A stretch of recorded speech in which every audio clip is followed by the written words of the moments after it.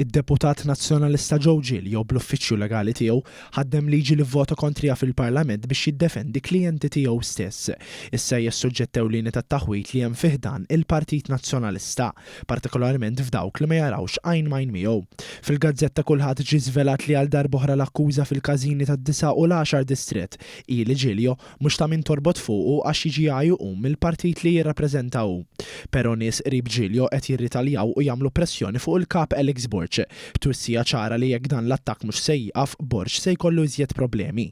Tali problemi li jkomplu jżefnu lil Borch fin-nofs, anke wara li qatt ta' deputati nazzjonalisti ħabbru li mhux se jikkontestaw l-elezzjoni ġenerali li jmiss. Kien id-deputat Albert Buttigieg li beda l-attakki fejn b'kitba fuq Facebook qal li żewġ accountants li kienu akkużati b'evażjoni ta' taxxa u ħasil ta' flus ħalsu dak kollu dovut minnhom u għalhekk il-qorti ma kkundannathomx b'sentenza. Buttigieg uża dan il-każ biex jikteb li din il-liġi qed teħles lil min huwa akkużat bi frodi u ħasil ta' flus. Bil-frażi tkun kulħadd b'xortih. Miegħu ingħaqad ukoll l-ex deputat nazzjonalista David Take li skontu bil-każ li ddefenda Giglio il-ġustizzja inqalbet ta' taħt fuq.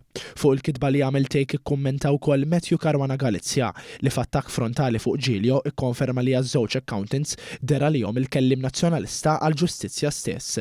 B'dawn l-attakki fil-kurituri tad-Dar Ċentrali qed tqum id-diskussjoni kemm Giglio huwa denju biex jibqa' kellim tal-ġustizzja.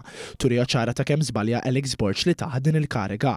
Min-naħa l-oħra Giglio xejn mhu kuntent b'dan il-logħob, tant li issa jinsab irrabjat għax ma sabx mezz effettiv kif Alex Borch joħroġ onnu għalih.